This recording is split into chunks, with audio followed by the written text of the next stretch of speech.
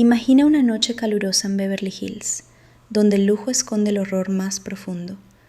Dos escopetas descargan más de 14 disparos en un padre y una madre acribillados en su propia mansión.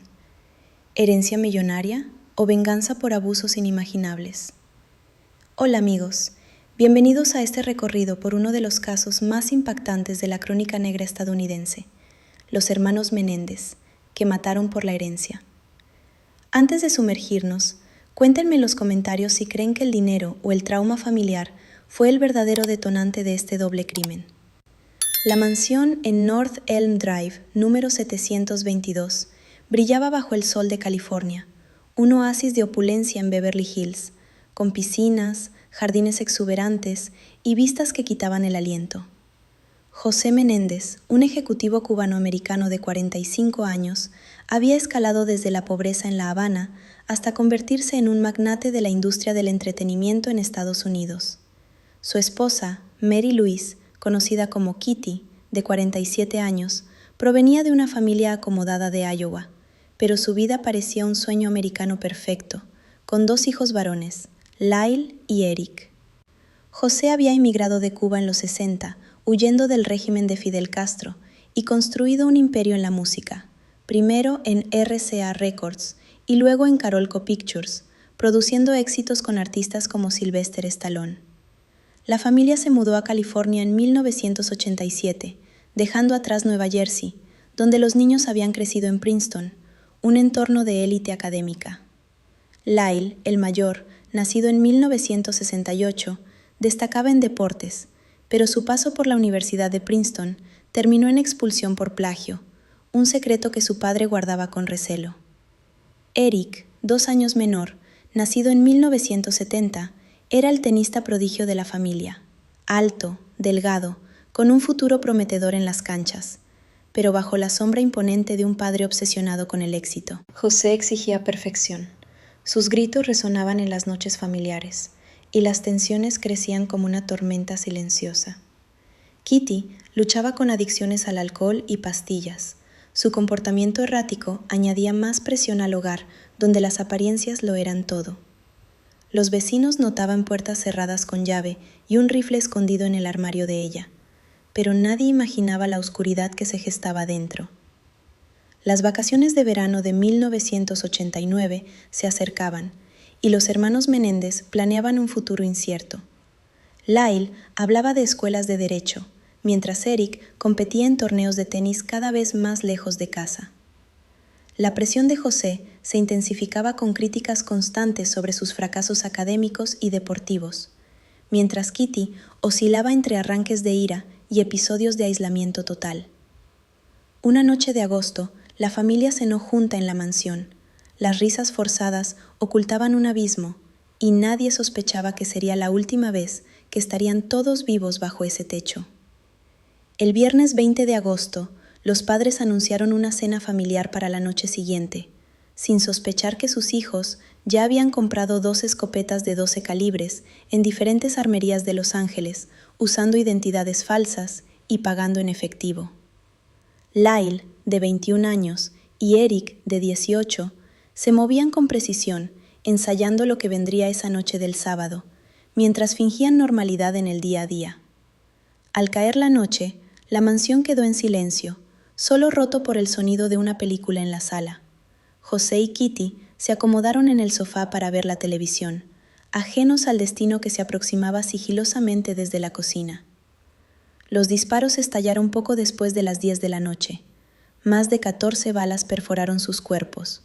José recibió 6 tiros en la cabeza, el pecho y las piernas, mientras Kitty era acribillada desde atrás, cayendo cerca de la puerta francesa que daba al jardín, en un intento desesperado por huir. Los hermanos descargaron las escopetas, recargaron y dispararon de nuevo hasta vaciarlas.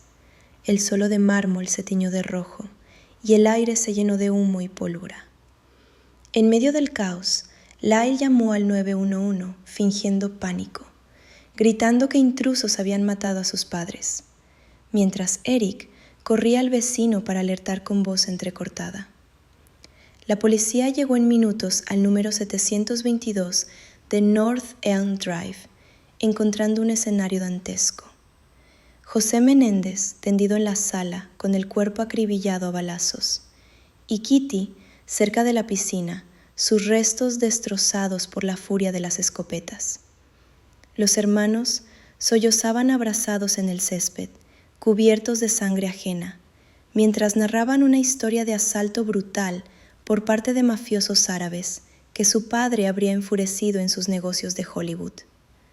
Los agentes registraron la mansión, recolectando casquillos y rastros de pólvora, pero la escena parecía confirmar un robo violento, con los cuerpos profanados post-mortem en busca de dinero o joyas.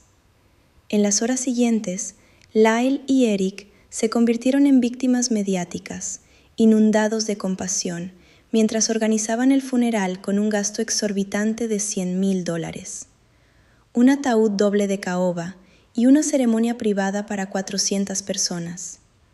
La prensa los retrataba como hijos destrozados, herederos de una fortuna estimada en $14 millones que José había acumulado en seguros, inversiones y propiedades. Pero pronto, los gastos excesivos levantaron sospechas. Lyle compró un Porsche de $50,000, pagó deudas universitarias y hasta Rolex de oro, mientras Eric adquiría un Jeep Wrangler y financiaba torneos de tenis con cheques generosos. La Fiscalía de Los Ángeles, bajo el mando del District Attorney, Gil Garcetti, comenzó a atar cabos cuando los hermanos no pudieron explicar la compra de las escopetas ni las inconsistencias en sus coartadas el 2 de septiembre de 1989. Lyle y Eric fueron arrestados en su nueva mansión de Venice Beach tras un mes de derroche desenfrenado. Durante el registro encontraron $500 en efectivo, escondidos junto con pruebas balísticas que ligaban las armas a armerías locales, las mismas donde los jóvenes habían comprado usando carnés falsos. La nación entera se paralizó ante el giro, 2 chicos de oro convertidos en parricidas. ¿Dinero o algo mucho más oscuro? La defensa, liderada por Leslie Abramson para Eric y Jerry Winchester para Lyle, preparó un primer juicio separado en 1993, apostando por la teoría del abuso sexual prolongado como detonante del crimen. Testigos clave emergieron bajo juramento. Primos, tíos y amigos relataron cómo José Menéndez había tocado inapropiadamente a Eric desde los 6 años en fiestas familiares, donde el niño se escondía aterrado. Anaís Menéndez, prima de los acusados, describió noches en que Lyle confesaba golpes brutales de su padre y escapadas nocturnas para evitar los avances, mientras Kitty observaba en silencio o participaba en el encubrimiento con risas nerviosas. Los psiquiatarios corroboraron el síndrome de trauma acumulado. Los hermanos vivían en pánico constante, temiendo que José los mataría para silenciar sus secretos, como había amenazado en discusiones grabadas. Eric escribió cartas a su novia, detallando tocamientos forzados en duchas y castigos humillantes que lo dejaban marcado por años, mientras Lyle soportaba palizas con cinturones que dejaban moretones visibles en la escuela. La fiscalía contraatacó, pintando a Kitty como madre negligente, adicta a tranquilizantes, cuyo cuerpo mostraba signos de embarazo en el momento de la muerte. 6 balas en la espalda sugerían ejecución, no defensa propia. El jurado del primer juicio para Lyle colgó sin veredicto en 1994, dividido entre la codicia millonaria y el infierno bareño, mientras el segundo para Eric empató de igual modo, dejando a Los Ángeles en vilo. La cobertura televisiva intensificaba el suspense, con repeticiones de la llamada al 911, donde la voz de Lyle temblaba entre sollozos, auténticos o fingidos. La jueza pública, Pamela James, ordenó un segundo juicio conjunto, esta vez sin cámaras, para enfriar las pasiones mediáticas. Pero las grietas en la fachada de los hermanos se ensanchaban bajo el escrutinio implacable.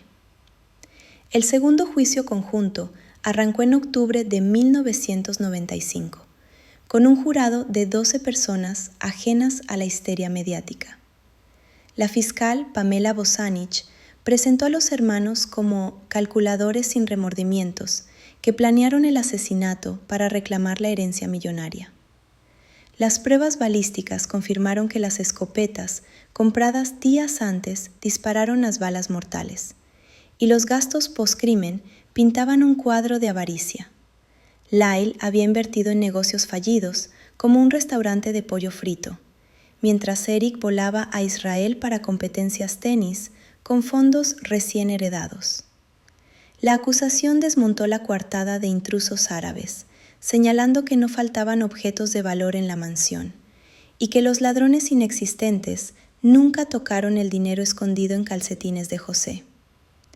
La defensa insistió en el infierno familiar, con testimonios escalofriantes de abusos sexuales que José infligía desde la infancia de Eric, progresando a violaciones completas cuando el menor cumplió los 18 en la ducha familiar, bajo amenazas de muerte si hablaba. Un primo grabó una confesión de Lyle en 1988, donde admitía años de golpes y humillaciones, mientras Kitty, adormecida por pastillas, ignoraba las súplicas de sus hijos o las ahogaba en alcohol.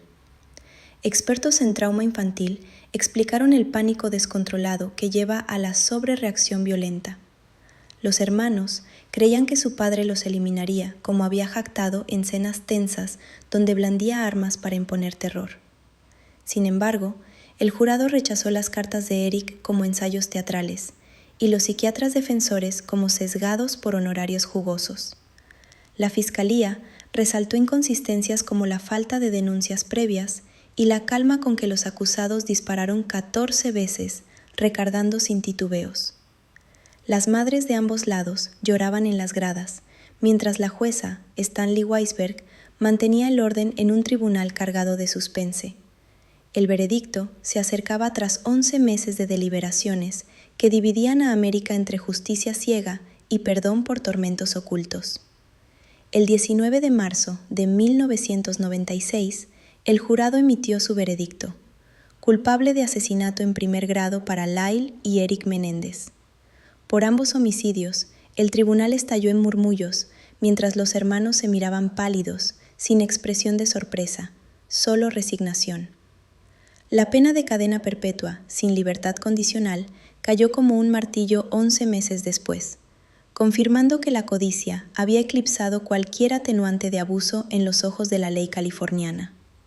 La jueza Weisberg rechazó la defensa de pánico inminente, argumentando que los disparos excesivos y las mentiras post-crimen demostraban premeditación fría, no reacción desesperada. Los Menéndez fueron trasladados a prisiones separadas, Lyle a la cárcel estatal de Mule Creek y Eric a la de Folsom, donde las décadas se convirtieron en rutina de aislamiento y reflexión forzada. Las apelaciones se acumulaban desde 1998, cuestionando la exclusión de evidencia de abuso y la cobertura mediática sesgada que influyó en el jurado. Pero los tribunales superiores las desestimaban una tras otra hasta el nuevo milenio. En prisión, Lyle lideraba comités de derechos humanos, mientras Eric se casaba con Tammy en una ceremonia penitenciaria, y ambos enviaban cartas suplicando revisión por nuevas pruebas de los horrores paternos que nunca se presentaron en juicio completo. La cultura popular no olvidó el caso. Documentales como el de CBS en 1992 y series ficticias revivían el drama, pintando a José como tirano implacable y a Kitty como espectro alcohólico abandonado por un esposo infiel. Sobrevivientes de la familia, como la hermana mayor Marty, distaban de la verdad mediática, negando abusos extremos, pero admitiendo un hogar disfuncional donde el éxito lo justificaba todo. Los hermanos languidecían en celdas, mientras Hollywood lucraba con su tragedia, una herencia irónica de la fortuna que supuestamente codiciaron.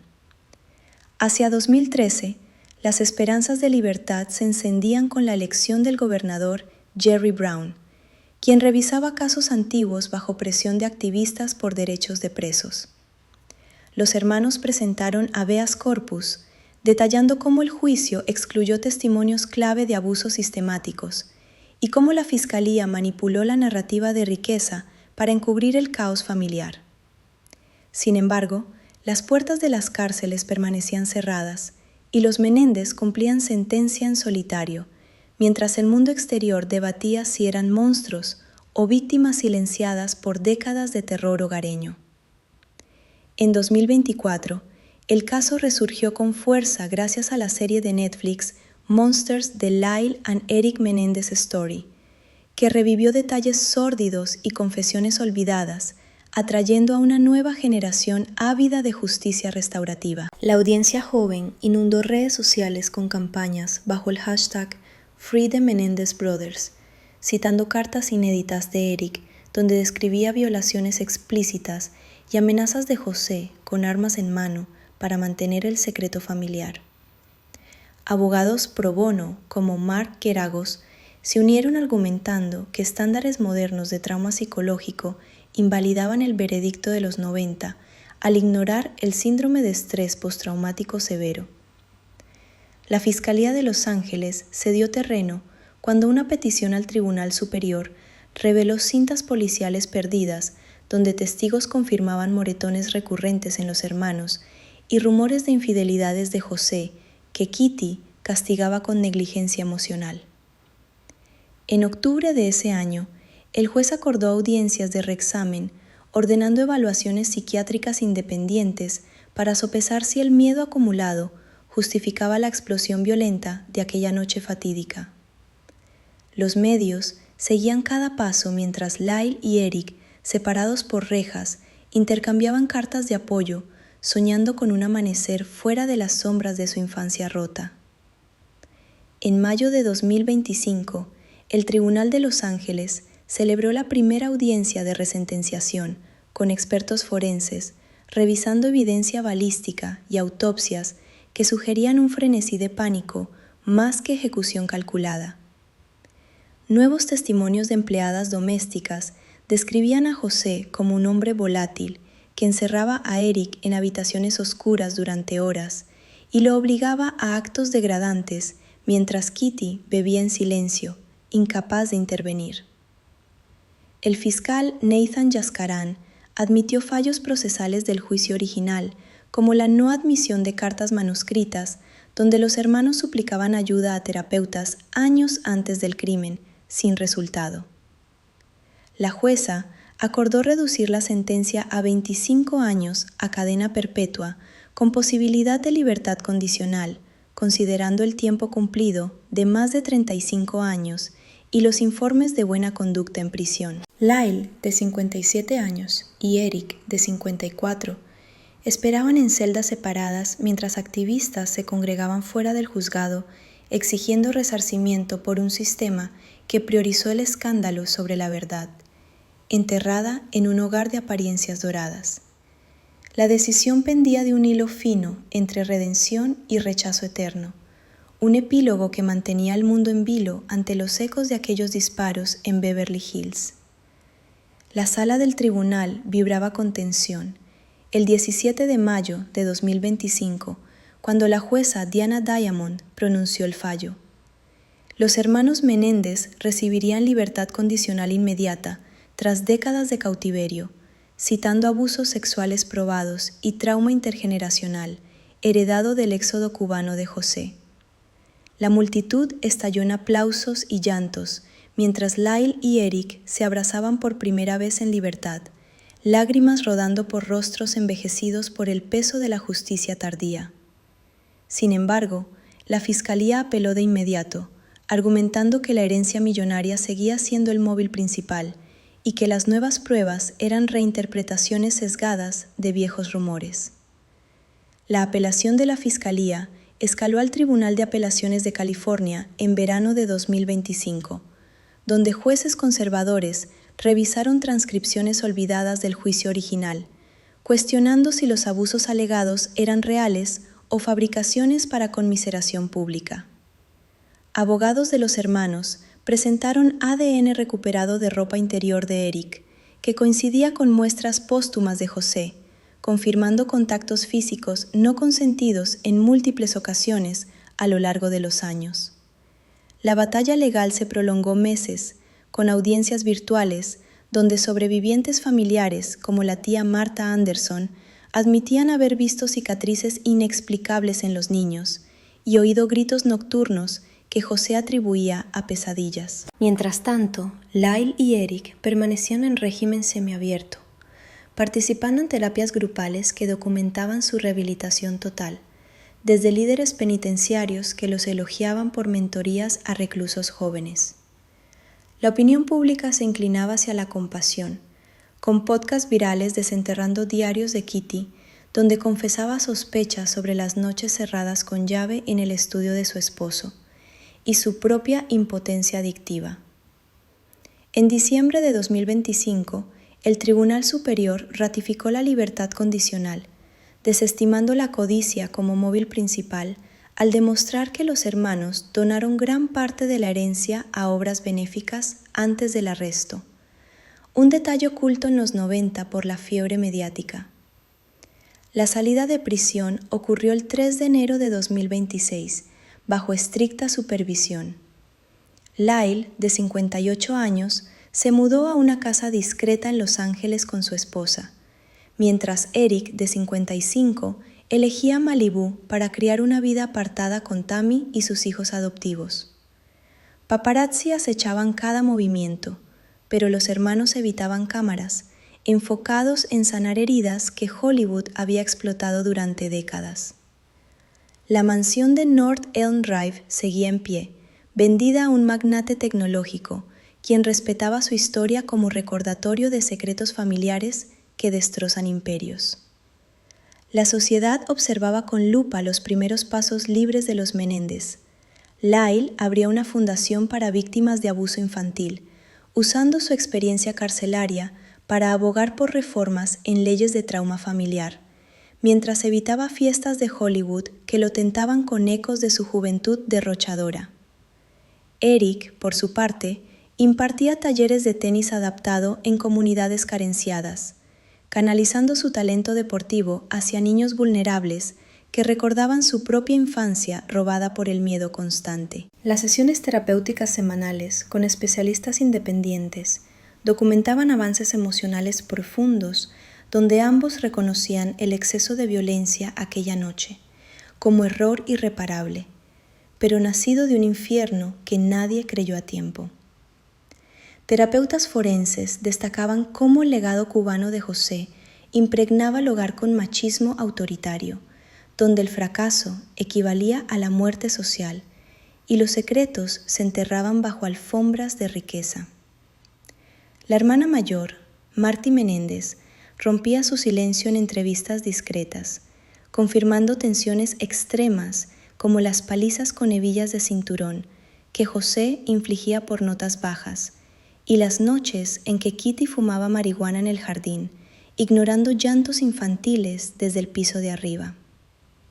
Los hermanos reconstruían lazos fraternales en reuniones privadas, compartiendo recuerdos agridulces de Princeton, donde Lyle protegía a Eric de matones escolares, mientras soñaban con escapar del yugo paterno que los moldeaba como trofeos vivientes.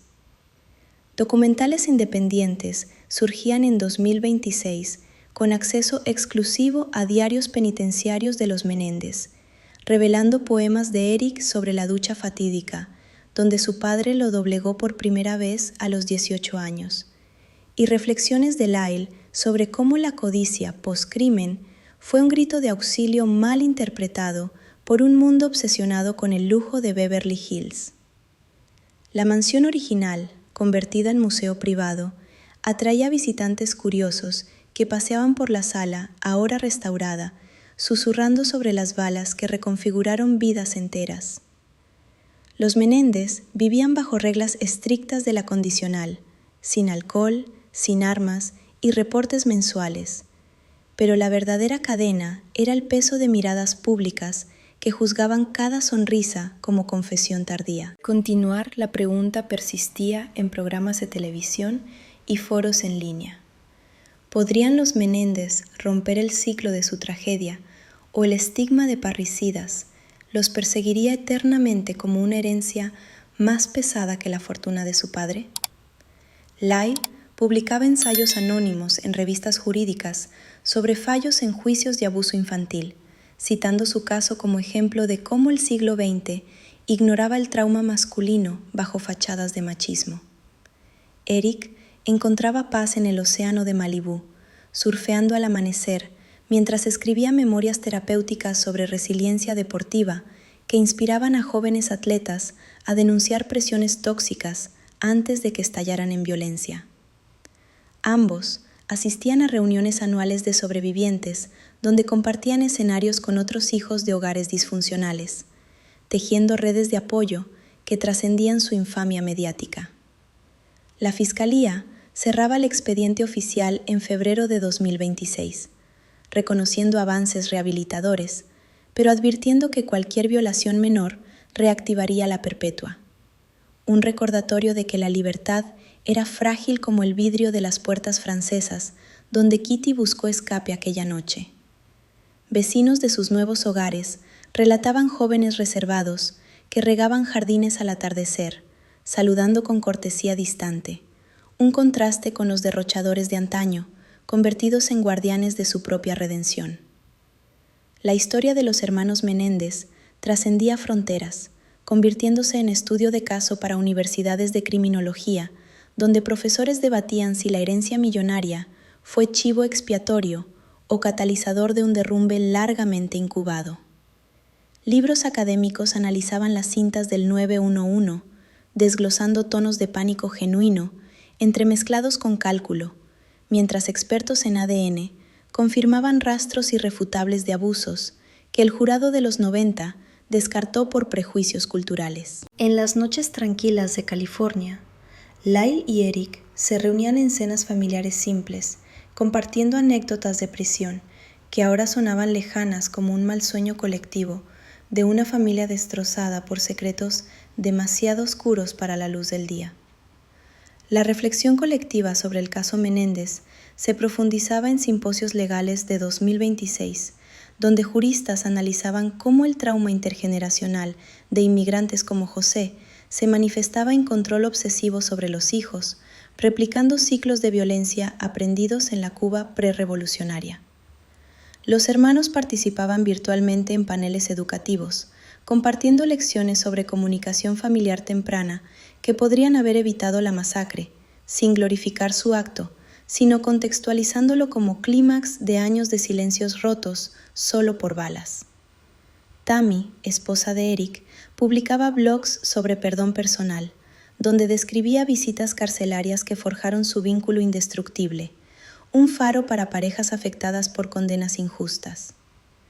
Lyle exploraba la escritura creativa en talleres comunitarios, produciendo relatos semi-autobiográficos sobre un joven cubano que emigra con sueños rotos y proyecta ambiciones desmedidas en su primogénito. Un paralelismo velado con su padre que resonaba en lectores anónimos. La Fundación de Lyle expandía programas a escuelas de Los Ángeles, capacitando maestros para detectar signos sutiles de abuso, como ausencias inexplicables o moretones disfrazados de torpezas deportivas. Mientras Eric entrenaba equipos juveniles en tenis, enfatizando la salud mental sobre trofeos.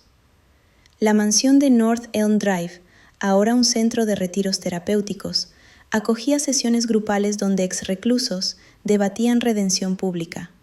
Sus paredes, testigos mudos de una catarsis colectiva. Amigos de la infancia resurgían con anécdotas olvidadas, como las fiestas en Princeton donde Lyle desviaba conversaciones incómodas sobre la furia paterna con chistes autodespreciativos, y Eric brillaba en pistas bajo presión, invisible que lo consumía internamente. La justicia restaurativa ganaba terreno con mediaciones entre familias de víctimas y perpetradores, inspiradas en el modelo Menéndez, donde los hermanos facilitaban diálogos sobre duelo y responsabilidad, sin excusar lo inexcusable. En aniversarios de la sentencia original, enviaban cartas colectivas a la prensa, reiterando arrepentimiento por la pérdida de José y Kitty, no como santos, sino como humanos imperfectos, atrapados en dinámicas tóxicas que culminaron en horror impensable. La cultura pop seguía explotando el legado Menéndez, con podcasts que reconstruían la cena final en la mansión, paso a paso, desde el pollo asado que Kitty preparó hasta los vasos de vino que José llenaba mientras criticaba las ambiciones deportivas de Eric. Expertos en lenguaje corporal analizaban videos policiales de la noche del crimen, notando cómo los sollozos de los hermanos alternaban con miradas cómplices que la fiscalía usó para probar conspiración, aunque terapeutas modernos las interpretaban como disociación postraumática. La Fundación de Lyle ganaba donantes anónimos de Hollywood que reconocían sombras similares en sus propias dinámicas familiares, financiando refugios para jóvenes sin voz en barrios marginados. Eric desarrollaba un programa de mindfulness para tenistas bajo estrés, grabando meditaciones guiadas donde narraba su viaje desde las canchas de Princeton hasta las rejas de Folsom, enfatizando la respiración como herramienta para domar demonios internos. Reuniones fraternales en cafés discretos de Santa Mónica revivían recuerdos tiernos como veranos en Catalina Island, donde los niños Menéndez pescaban cangrejos libres de la tiranía paterna, antes de que las expectativas los aplastaran de nuevo al volver a casa. La jueza Diamond, que presidió la resentenciación, publicaba memorias judiciales elogiando la resiliencia de los acusados, como prueba de que la ley evoluciona reconociendo abusos invisibles, que los 90 negaron por pudor social. Sobrevivientes indirectos, como exnovias de Lyle, compartían diarios sellados donde anotaban miedos a la castración metafórica que José imponía con amenazas veladas de desheredar a quien fallara en la ecuación del éxito americano.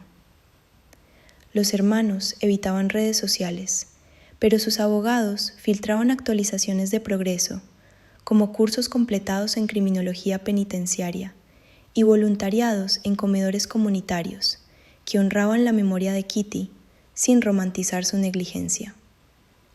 La pregunta sobre herencia persistía en debates éticos. Si los millones motivaron las escopetas o solo aceleraron un colapso inevitable, forjado en sótanos de Cuba y sótanos emocionales de Beverly Hills. En quietas noches de California, los Menéndez miraban estrellas, preguntándose si la paz duraría o si el eco de aquellos disparos resonaría para siempre en sus almas marcadas. La herencia disputada tomaba nuevo sentido en retrospectiva, cuando contadores forenses revelaban que José ocultaba deudas millonarias en Carolco Pictures, pese a la fachada de magnate intocable, lo que incrementaba la presión sobre sus herederos para brillar o perecer en la sombra del fracaso. Los hermanos Menéndez navegaban esta revelación en terapias conjuntas, donde deconstruían cómo el miedo a la ruina económica paterna se fusionaba con abusos físicos, creando un volcán de resentimientos que erupcionó aquella noche de agosto. Lyle articulaba en conferencias virtuales cómo inmigrantes como su padre cargaban culpas colectivas, proyectándolas en hijos que debían redimir sacrificios cubanos con medallas y fortunas americanas. Eric canalizaba energías en un libro infantil ilustrado sobre pájaros heridos que aprenden a volar de nuevo, metáfora sutil de su escape de garras paternas que lo marcaron en duchas y castigos nocturnos mientras donaba ganancias a albergues para teens en crisis. La comunidad latina de Los Ángeles abrazaba su historia como espejo de familias machistas, donde el honor silencioso ahoga gritos infantiles, y la terapia grupal en español atraía a padres arrepentidos, deseosos de romper cadenas invisibles. Vecinos de Malibú notaban a Eric caminando playas con adolescentes rescatados, platicando de resiliencia, tenis y límites saludables, un legado redentor que contrastaba con el porche impulsivo de su juventud post-crimen. La fiscal Pamela Bosanich, retirada, publicaba columnas reflexivas, admitiendo que el frenesí de 14 disparos reflejaba pánico animalesco, no sadismo calculado, influida por evidencias genéticas que validaban tocamientos forzados desde la niñez de Eric. Los Menéndez celebraban cumpleaños discretos con primos reconciliados, compartiendo fotos familiares de los 60, donde José sonreía joven en La Habana, ajeno al monstruo que migración y ambición forjaron en Hollywood. Su fundación unificada ahora abogaba por juicios restaurativos en casos de abuso filial, inspirando legisladores californianos a reformar códigos penales, reconociendo trauma acumulado como atenuante, viable, no excusa totalitaria. En sesiones legislativas de primavera de 2026, los hermanos Menéndez testificaban ante comisiones del Senado californiano, delineando reformas para que futuros jurados escucharan testimonios de trauma sin filtros mediáticos que sesgaran percepciones de culpabilidad. Lyle enfatizaba la necesidad de peritos neutrales en psiquiatría forense, capaces de diferenciar pánico crónico de premeditación, mientras Eric ilustraba con anécdotas deportivas cómo el cuerpo recuerda agresiones pasadas, en temblores incontrolables durante saques clave. La propuesta ganaba tracción bipartidista, uniendo conservadores preocupados por costos penitenciarios con progresistas defensores de justicia restaurativa, que veían en su caso un faro para miles de familias silenciadas. La mansión de North Elm Drive, transformada en centro de bienestar mental, abría sus puertas a terapias gratuitas, donde exreclusos y sobrevivientes de abusos confraternizaban en la sala misma que presenció la tragedia, ahora pintada de colores suaves con murales de renacimiento. Los Menéndez visitaban ocasionalmente, guiando meditaciones en el jardín, donde Kitty intentó huir. Sus voces serenas, narrando caminos de perdón propio que honraban su memoria imperfecta, sin absolverla de negligencias que alimentaron el caos. Primos como Anaís colaboraban en archivos digitales del caso, accesibles para estudiantes de derecho, desmitificando rumores de mafia árabe y exponiendo la verdad cruda de un hogar donde el éxito eclipsaba el llanto infantil. Documentalistas independientes estrenaban largometrajes en festivales de Sundance, con entrevistas exclusivas, donde Lyle confesaba noches de insomnio en prisión, reviviendo la compra de escopetas como acto de supervivencia desesperada, no avaricia ciega. Eric añadía matices sobre cartas a terapeutas ignoradas años antes del crimen, suplicando intervención que nunca llegó por temor a represalias paternas, más letales que cualquier bala. La sociedad californiana evolucionaba con campañas escolares patrocinadas por su fundación, enseñando a niños de barrios latinos a nombrar tocamientos indebidos como violaciones, no juegos familiares, rompiendo el velo de silencio que José heredó de generaciones cubanas marcadas por represión. En tardes apacibles, los hermanos compartían asados en Malibú con sobrinos que crecían libres de yugos, brindando por un legado transformado, de horror en esperanza tangible. El legado de los Menéndez inspiraba ahora leyes piloto en condados californianos, donde jueces ordenaban evaluaciones de trauma previo en casos filiales, permitiendo atenuantes por abusos documentados que el juicio de los 90 ignoró por rigidez procesal. Lyle moderaba webinars para abogados jóvenes, desglosando cómo cartas de Eric a su novia detallaban progresión de tocamientos infantiles a agresiones completas en el estudio paterno, un patrón que psiquiatras actuales clasificaban como grooming sistemático. Eric expandía su academia de tenis a Dnipro, en Ucrania, conectando con comunidades inmigrantes que enfrentaban presiones culturales similares, solidificando lazos globales de sanación. La Fundación Unificada lanzaba una línea directa para denuncias anónimas de abuso en hogares adinerados, rompiendo el mito de que la riqueza brindaba contra horrores internos como los que José infligió bajo techos de Beverly Hills. Sobrinos de los hermanos compartían en podcasts familiares anécdotas de visitas navideñas donde Kitty regalaba raquetas caras a Eric mientras ignoraba sus ojos huidizos post noches cerradas con su padre. Un velo de normalidad que la adicción materna perpetuó. Los Menéndez rechazaban ofertas millonarias de reality shows, priorizando integridad sobre fama, transmutando la herencia codiciada en capital moral para generaciones futuras. En Noches Estrelladas de Verano 2026, Lyle y Eric se reunían en la playa de Malibú, reflexionando sobre la llamada al 911, cuya voz entrecortada ahora sonaba como grito primal de supervivencia, no engaño calculado.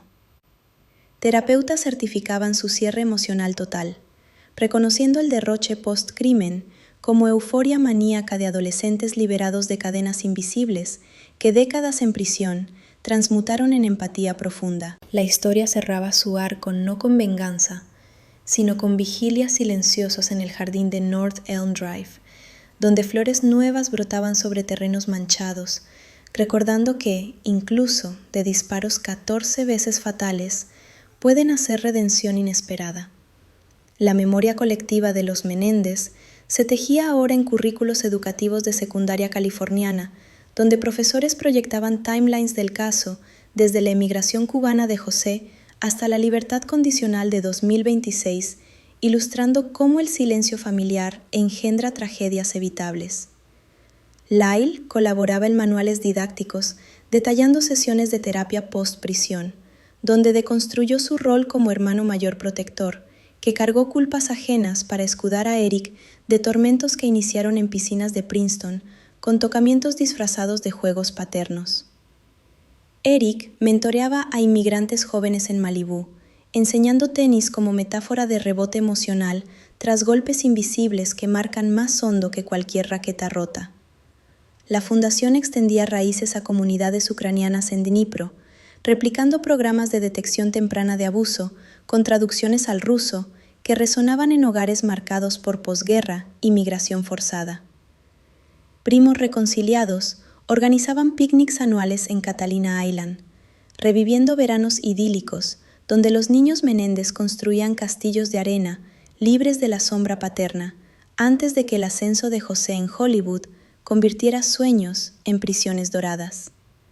Los hermanos declinaban invitaciones a talk shows sensacionalistas, optando por podcasts íntimos donde narraban la compra de escopetas como punto sin retorno de un pánico acumulado, no avaricia premeditada, sino explosión de años ignorados por terapeutas cómplices del statu quo. En aniversario el veredicto original del 96 enviaban donativos anónimos a viudas de Folsom y Mule Creek, honrando compañeros de celda que forjaron su humanidad tras rejas, mientras la mansión de North Elm Drive albergaba conciertos benéficos con artistas latinos cantando himnos de resiliencia.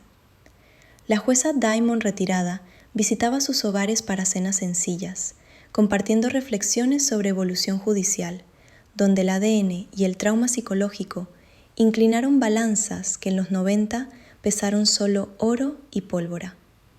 Así, los Menéndez culminaban su odisea no como villanos redimidos, sino como arquitectos de cambio, que transformaron herencia maldita en faro para familias atrapadas en silencios que matan más lento que balas, pero igual de letal. La evolución judicial, impulsada por los Menéndez, inspiraba ahora protocolos nacionales con el FBI, adoptando guías de trauma filial basadas en su caso para investigaciones de parricidios en hogares privilegiados, donde la codicia parece móvil, pero el abuso late subyacente.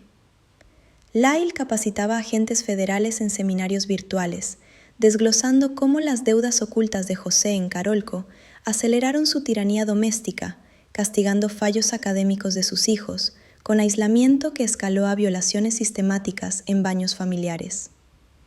Eric diseñaba apps móviles gratuitas para denuncias anónimas de grooming, permitiendo a adolescentes inmigrantes geolocalizar refugios seguros desde sus celulares, un puente digital entre su silencio infantil y voces empoderadas de hoy. La Academia de Tenis de Eric en Malibú se convertía en faro internacional, atrayendo becarios ucranianos que entrenaban bajo su tutela, aprendiendo a canalizar rabia contenida en saques precisos, no en explosiones destructivas como las suyas de antaño. Reuniones fraternales en terrazas de Santa Mónica revivían cartas penitenciarias donde Lyle confesaba haber recargado escopetas en pánico, ciega convicción de que José los eliminaría primero tras descubrir sus planes de huida. Un instinto de supervivencia torcido por décadas de amenazas veladas. La fundación financiaba excavaciones terapéuticas en Catalina Island, donde sobrinos desenterraban literariamente conchas que simbolizaban inocencias perdidas, antes de que el sueño americano de José mutara en pesadilla Beverly Hillsina. Documentales académicos de Harvard analizaban la llamada al 911 como artefacto sonoro de disociación traumática, donde el temblor vocal de Lyle mezclaba duelo genuino con cálculo instintivo de autopreservación, un matiz que jurados modernos ponderan con empatía clínica. Los hermanos asesoraban reformas en Princeton, su alma mater antigua, implementando consejerías obligatorias para hijos de inmigrantes de alto perfil, detectando presiones que forjan monstruos, no por herencia, sino por silencios cómplices de madres como Kitty, atrapadas en adicciones que nublan instintos protectores. En crepúsculos californianos, Lyle y Eric paseaban playas, compartiendo visiones de un mundo donde 14 disparos sirven de catalizador, no para infamia, sino para leyes que salvan familias del abismo que ellos apenas escaparon con almas cicatrizadas pero enteras. La influencia global de los Menéndez se expandía a foros internacionales de derechos humanos en Ginebra, donde compartían paneles con sobrevivientes de dictaduras, relatando cómo el autoritarismo cubano de José se replicó en microcosmos familiar, con castigos que escalaban de gritos a agresiones corporales en sótanos de Princeton. Lyle articulaba propuestas para tratados bilaterales entre Estados Unidos y Cuba sobre trauma migratorio, financiados por su fundación, que ahora albergaba archivos digitales de casos similares, desde La Habana hasta Miami. Eric demostraba ejercicios de respiración en talleres remotos para niños de zonas de conflicto ucranianas, enseñando a transformar pánico paralizante en fuerza contenida, como él hizo en canchas tras noches de terror paterno que nadie nombró a tiempo. La academia de tenis en Dnipro florecía con intercambios transatlánticos, donde alumnos californianos aprendían resiliencia de pares marcados por invasiones externas que palidecían ante invasiones íntimas, como las duchas forzadas que Eric soportó en silencio adolescente. Primos extendidos organizaban exposiciones fotográficas itinerantes, mostrando álbumes familiares de los 60, con José sonriente en barcos habaneros, contrastando con polaroids tensas de Beverly Hills, donde ojos infantiles suplicaban auxilio entre sonrisas posadas. Los hermanos declinaban biografías sensacionalistas, optando por ensayos coescritos en revistas jurídicas que diseccionaban el derroche post-crimen como disforia temporal de libertad robada, no avidez patológica, sino euforia de jaulas abiertas tras años de rejas invisibles y visibles. En aniversarios de la masacre, plantaban robles en el jardín de North Elm Drive, ahora santuario ecológico, donde raíces profundas simbolizaban sanación subterránea de heridas que balas superficiales no alcanzaron a tocar. Terapeutas internacionales certificaban su modelo de intervención precoz, probado en barrios latinos de Los Ángeles, donde tasas de denuncias abusivas subían un 30% gracias a campañas que desmontaban mitos de honor familiar heredados de exilios como el de José. La jueza Diamond prologaba ediciones académicas de sus juicios, argumentando que el ADN paterno en evidencias reprimidas inclinó la balanza ética hacia condicional, no por piedad, sino por justicia evolutiva, que reconoce monstruos forjados en hornos de silencio, no en crisoles de codicia. Así los Menéndez cerraban capítulos no con aplausos, sino con legados silentes que florecían en aulas lejanas, salvando infancias de ecos que una vez retumbaron en mansiones doradas. La influencia de los Menéndez trascendía ahora océanos, con becas transnacionales para hijos de exiliados que estudiaban criminología en La Habana y Los Ángeles, fusionando perspectivas cubanas y californianas sobre cómo el trauma paterno se hereda como deuda invisible más pesada que cualquier fortuna en seguros. Lyle moderaba simposios en Princeton, su antigua universidad, donde alumnos diseccionaban cartas suyas juveniles, suplicando escape de palizas que José disfrazaba de disciplina machista, mientras tías observaban mudas, sorbiendo café en cocinas de Nueva Jersey. Eric inauguraba canchas comunitarias en barrios de Miami para niños latinos, enseñando saques que liberan rabia contenida, no como las recargas frenéticas de escopetas, sino como rebotes controlados hacia vidas sin yugos. La fundación financiaba estudios longitudinales sobre hogares inmigrantes, rastreando patrones de silencio que escalan a violencia, como en el estudio paterno donde José doblegó a Eric con amenazas de desexilio familiar si hablaba de duchas convertidas en cámaras de horror adolescente. Sobrinos publicaban antologías poéticas inspiradas en diarios de Kitty, fragmentos rescatados donde confesaba celos por la atención obsesiva de su esposo hacia el menor, mientras ahogaba culpas en tranquilizantes que nublaron sus deberes maternales. Los hermanos asesoraban protocolos de la ONU para detección de grooming en diásporas cubanas, donde el éxito americano se paga con infancias sacrificadas en altares de ambición desmedida. En crepúsculos compartidos de Malibú, Lyle y Eric intercambiaban visiones de un futuro donde 14 disparos sirven de epílogo no a infamia, sino manuales globales que nombran abusos antes de que mansiones doradas se tiñan de rojo eterno. Su odisea transformada en mapa para familias que aún respiran bajo techos de apariencias intactas.